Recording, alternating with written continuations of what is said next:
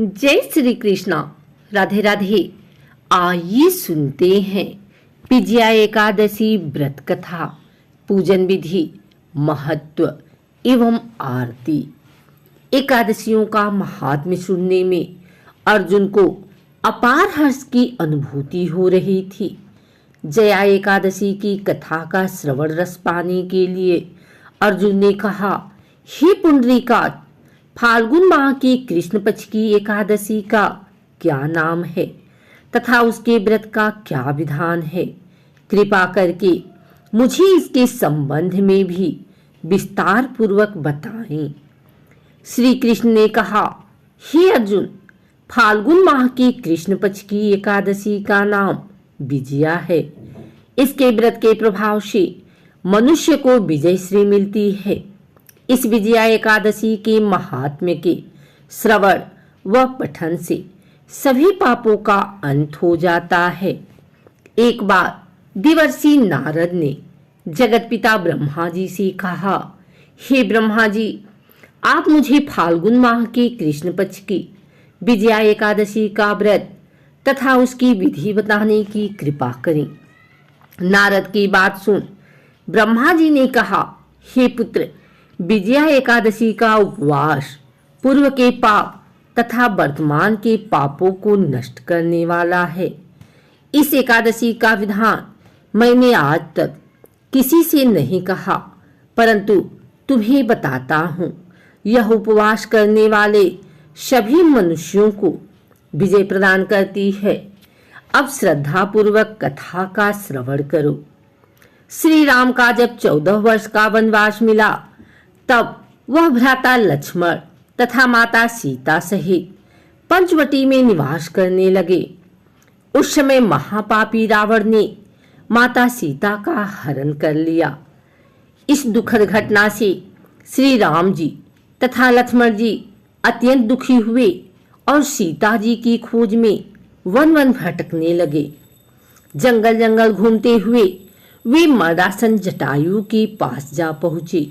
जटायु ने उन्हें माता सीता के हरण का पूरा वृतांत सुनाया और भगवान श्री राम जी की गोद में प्राण त्याग कर स्वर्ग की तरफ प्रस्थान किया। कुछ आगे चलकर श्री राम व लक्ष्मण की सुग्रीव जी के साथ मित्रता हो गई और वहां उन्होंने बलि का वध किया। श्री राम भक्त हनुमान जी ने लंका में जाकर माता सीता का पता लगाया और माता से श्री राम जी तथा महाराज सुग्रीव की मित्रता का वर्णन सुनाया। वहां से लौटकर हनुमान जी श्री रामचंद्र जी के पास आए और अशोक वाटिका का सारा वृतांत कह सुनाया। सब हाल जानने के बाद श्री रामचंद्र जी ने सुग्रीव की सहमति से बानरों तथा भालुओं की सेना सहित लंका की तरफ प्रस्थान किया।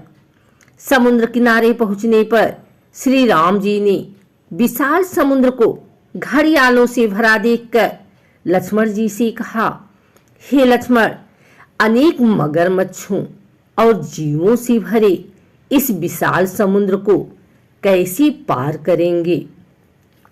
प्रभु श्री राम की बात सुनकर लक्ष्मण जी ने कहा, भ्राताश्री, आप पुराण पुरुषोत्तम आदि पुरुष हैं।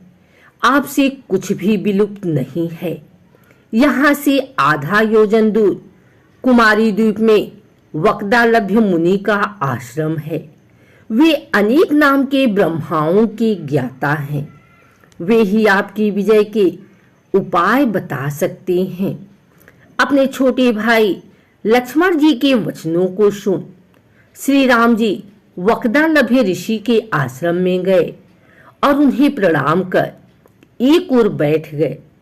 अपने आश्रम में श्री राम को आया देख महर्षि वक्दालभ्य ने पूछा, हे श्री राम, आपने किस प्रयोजन से मेरी कुटिया को पवित्र किया है? कृपा कर अपना प्रयोजन कहें प्रभु। मुनि के मधुर वचनों को सुन श्री राम जी ने कहा, हे ऋषिवर, मैं सेना सहित यहाँ आया हूँ और राक्षस राज रावण को जीतने की इच्छा से लंका जा रहा हूँ। कृपा कर आप समुद्र को पार करने का कोई उपाय बताएं। आपके पास आने का मेरा यही प्रयोजन है। महर्षि वक्दालभ्य ने कहा, हे राम, मैं आपको एक अति उत्तम व्रत बतलाता हूँ, जिसके करने से आपको विजय श्री अवश्य ही प्राप्त होगी। यह कैसा व्रत है मुनि श्रेष्ठ, जिसे करने से समस्त क्षेत्रों में विजय की प्राप्ति होती है? जिज्ञासु हो श्री राम ने पूछा।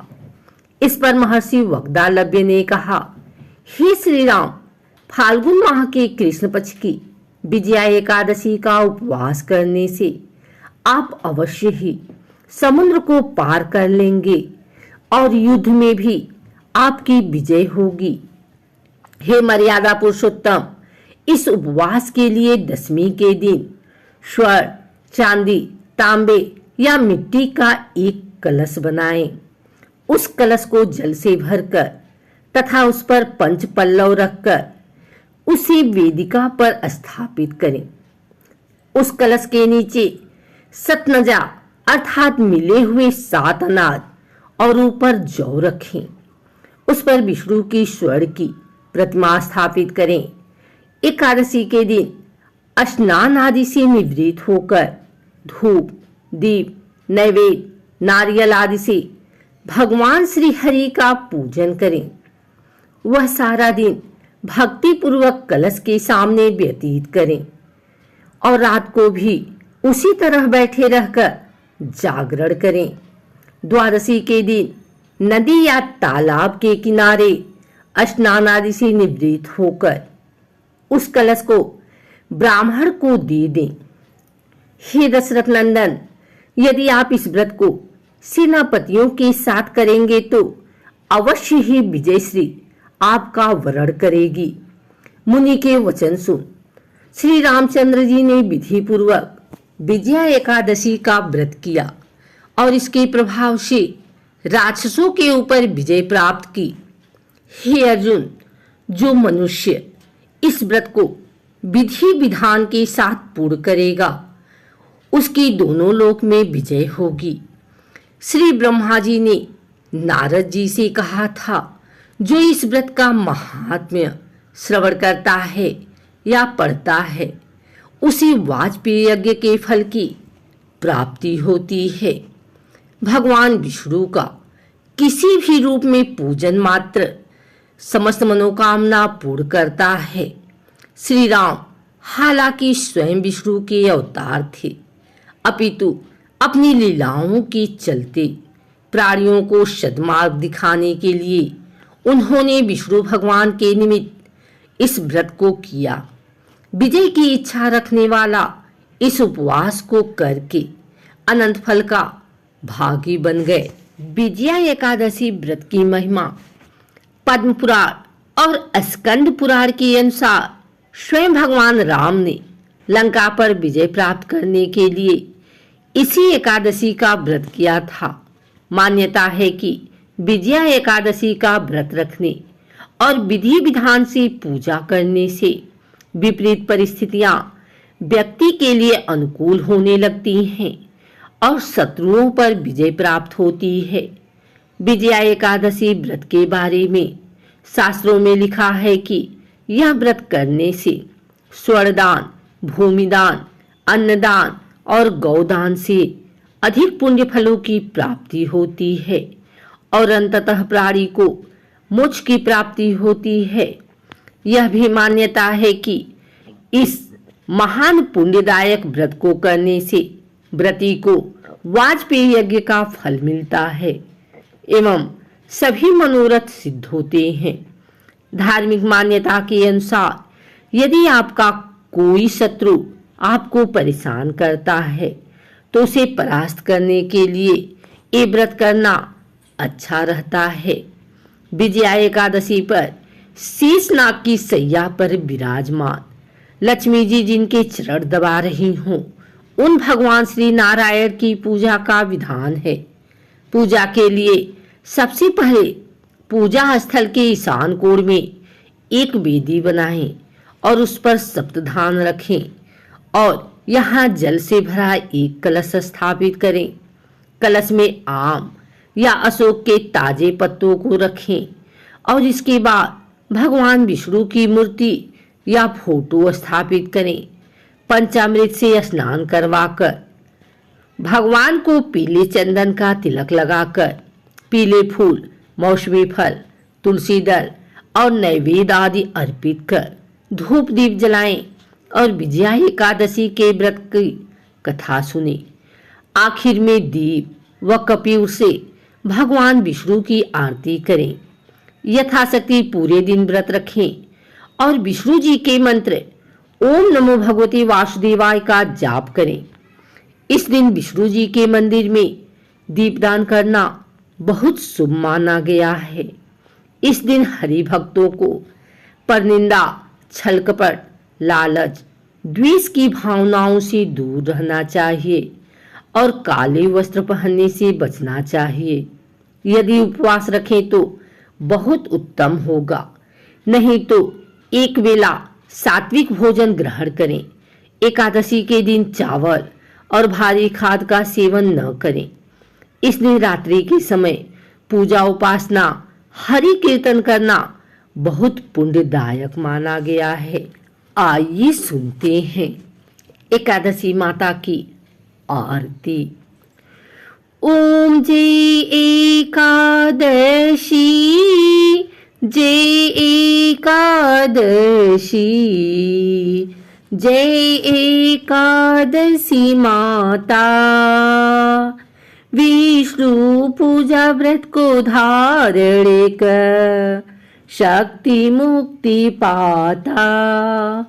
ओम जय एकादशी माता, तेरे नाम गिनाऊं देवी, भक्ति प्रदान करनी। गौरों की दीनी माता, शास्त्रों में बरनी। ओम जय एकादशी, मार्गशीर्ष के कृष्ण पक्ष की उत्पन्ना विश्वतारिणी जननी। शुक्ल पक्ष में हुई मोक्षदा, मुक्तिदाता बन आई। ओम जय एकादशी, पौष के कृष्ण पक्ष की सफला नामक है। शुक्ल पक्ष में होए पुत्रदा, आनंद अधिक रहे। ओम जय एकादशी, नाम सट तिला माघ मास में कृष्ण पक्षा में। शुक्ल पक्ष में जया कहाँ में, विजय सदा पावे। ओम जय एकादशी, विजया फागुन कृष्ण पक्ष में शुक्ला आमल की। पाप मोचनी कृष्ण पक्ष में चैत्र महाबली की। ओम जय एकादशी, चैत्र शुक्ल में नाम कामदा, धन देने वाली। नाम भरुथिनी कृष्ण पक्ष में बैसाख माह वाली।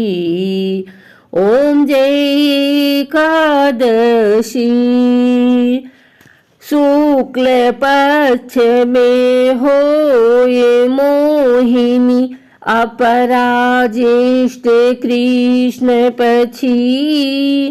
नाम निर्जला सब सुख करनी, शुक्ल पक्ष रखी। ओम जय एकादशी। योगिनी नाम आषाढ़ में जानो, कृष्ण पक्ष करनी। दिविशयनी नाम कहायो, शुक्ल पक्ष धरनी। ओम जय एकादशी। कामिका श्रावण मास में आवे, कृष्ण पक्ष कहिए। श्रावण शुक्ला होए पवित्रा, आनंद से रहिए। ओम जय एकादशी। अजा भाद्रपद कृष्ण पक्ष की परिवर्तिनी शुक्ला। इंद्र आश्विनी कृष्ण पक्ष में व्रत से भव सागर निकला। ओम जय एकादशी। पापांकुशा है शुक्ल पक्ष में आप हरणहारी।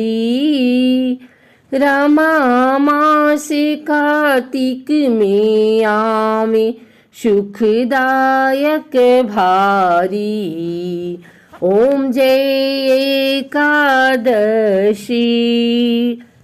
देवोत्थानी शुक्ल पक्ष की दुख नाशक मैया। पावन मास में करूं बीनती, पार करो नैया। ओम जय एकादशी। परमा कृष्ण पक्ष में होती, जन मंगल करनी। शुक्ल मास में होए पद्मिनी, दुख दारिद्र हरनी। ओम जय एकादशी। जो कोई आरती एकादशी की भक्ति सहित गावे, जन गुरु दीता स्वर्ग का वासा निश्चय वह पावे। ओम जय एकादशी। बोलो एकादशी माता की जय।